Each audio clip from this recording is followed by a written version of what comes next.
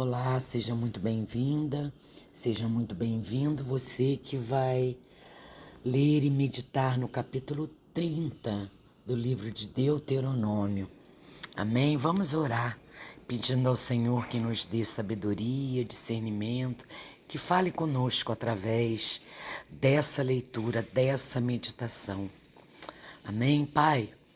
Graças te damos, Senhor, graças te damos, porque o Senhor é bondoso, é misericordioso, o Senhor é grandioso, o Senhor é o Rei dos Reis, o Senhor é onipresente, o Senhor é onisciente, o Senhor está sempre pronto a nos acolher, a nos amparar e a nos ensinar. Querido Deus, fala conosco através dessa meditação. Abre os nossos olhos, os nossos ouvidos. Prepara o nosso coração, Pai amado, para receber a Tua palavra que é viva e eficaz. Que a gente receba a Tua palavra e a coloque em prática. Ah, Senhor, obrigada. Essa é a oração que fazemos em nome de Jesus. Amém. Amém, irmãos. E o capítulo 30 do livro de Deuteronômio, Moisés, ele fala ao povo sobre a possibilidade do arrependimento e da restauração. Ele profetiza que mesmo que Israel fosse disperso entre as nações por causa de sua desobediência, Deus traria o povo de volta ao arrependimento. Essa restauração seria acompanhada de bênçãos, como a prosperidade, a fertilidade da terra e a alegria do Senhor. Aqui vemos um coração misericordioso de Deus, que está sempre pronto, irmãos, a acolher o seu povo quando eles se voltam a Ele com sinceridade. Moisés, ele destaca que a lei de Deus não é algo distante e incompreensível. Não é preciso subir aos céus ou cruzar os mares para encontrá-la.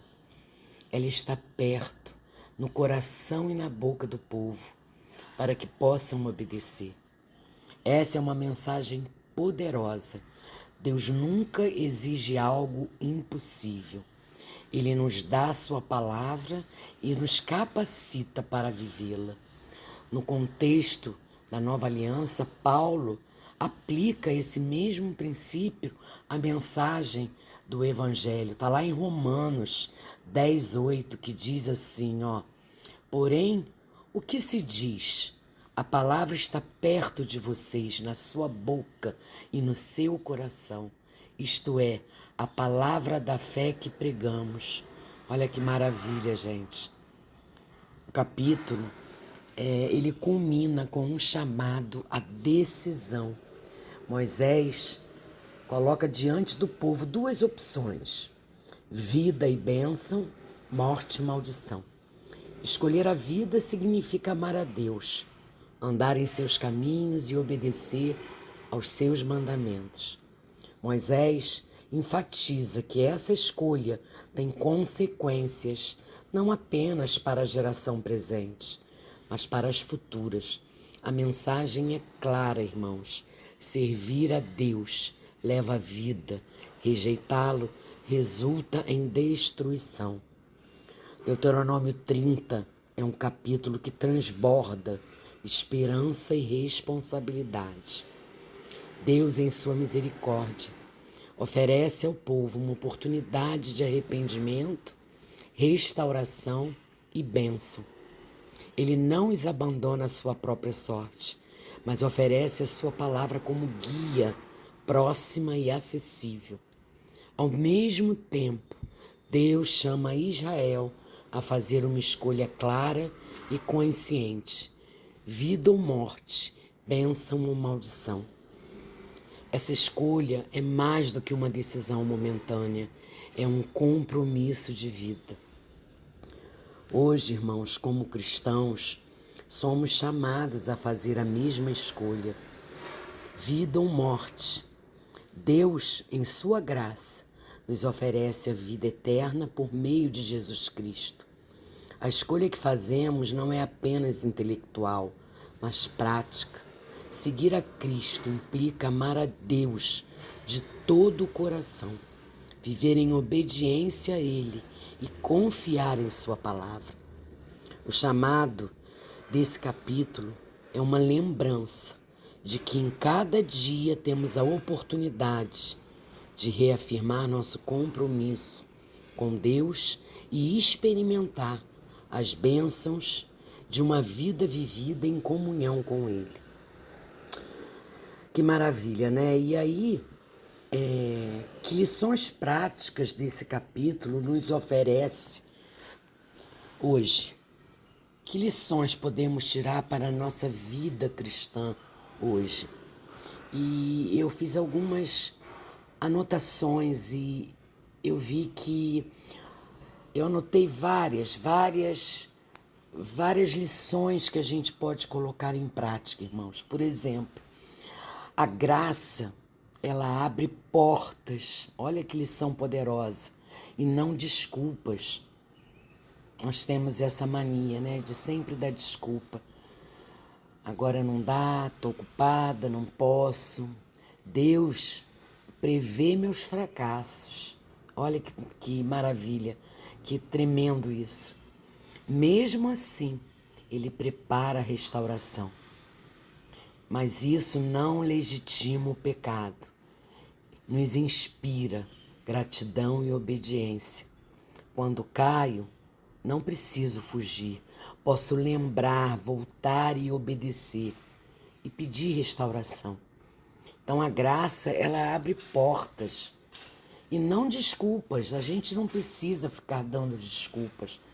Basta que a gente lembre, peça a Deus que nos restaure, que a gente obedeça, que a gente tenha gratidão, que a gente lembre do que Deus fez por nós, entregando o seu Filho na cruz. Arrependimento é mais que remorso, irmãos.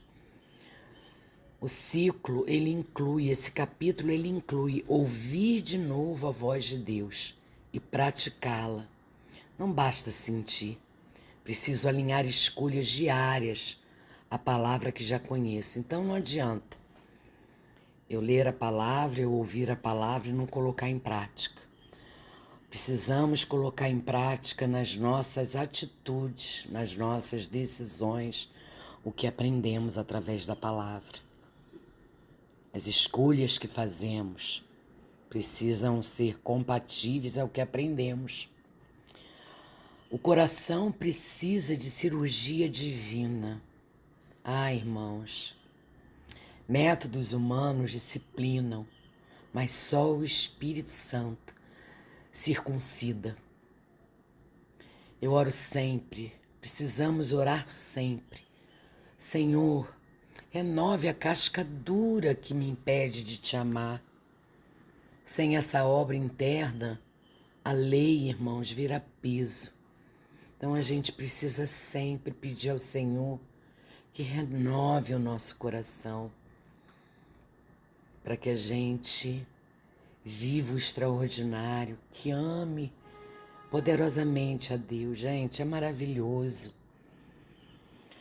Outra coisa que podemos aprender, a palavra, ela está acessível.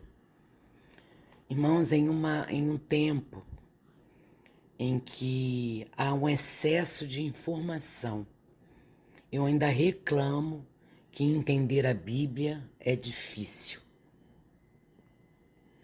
Moisés, ele desmascara a desculpa. A palavra está perto hoje. Hoje, nos nossos dias, temos traduções, aplicativos e comentários. A distância, irmãos, encurtou ainda mais. O problema não é o acesso, mas a disposição. É a vontade, é a determinação, é o foco. Porque se deixarmos, a gente vai sempre dar desculpa. Entende? A gente precisa ter disciplina. Isso é essencial. A vida se decide no cotidiano. Olha que lição importante. Cada escolha revela se siga o caminho da vida. Está lá no verso 16. Ou da morte, verso 17. Não é questão de sorte espiritual, mas de direção. Quando perdoo, digo a verdade e priorizo o reino, escolho vida. Céus e terra observam. Isso é muito importante, irmãos. O meu compromisso com Deus tem testemunhas espirituais.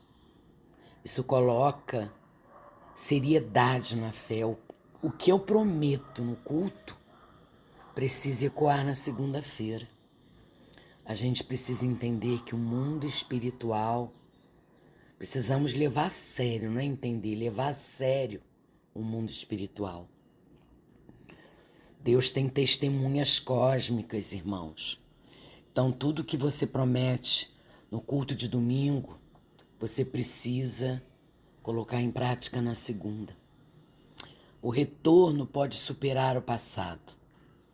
Deus, ele promete tornar Israel mais próspero que seus antepassados.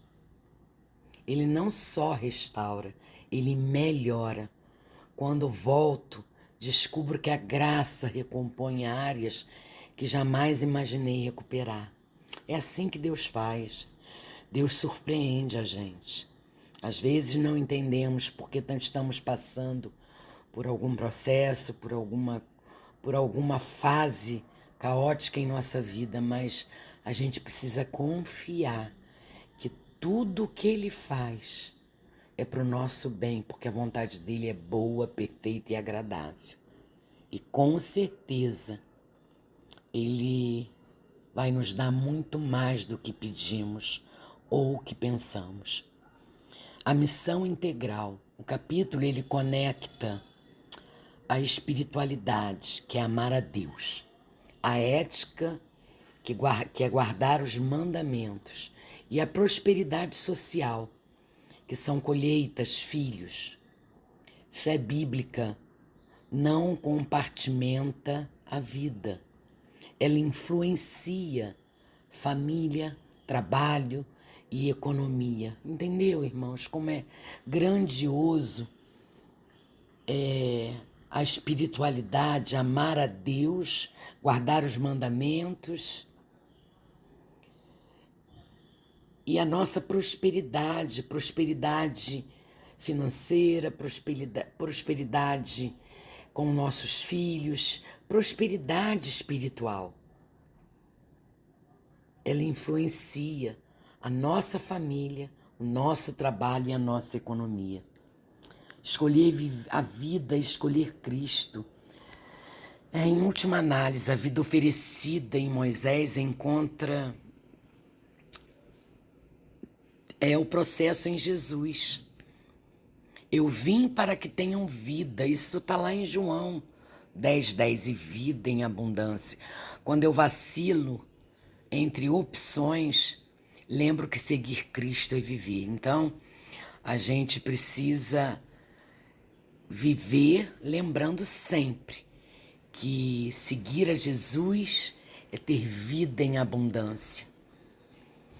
Obediência flui do amor.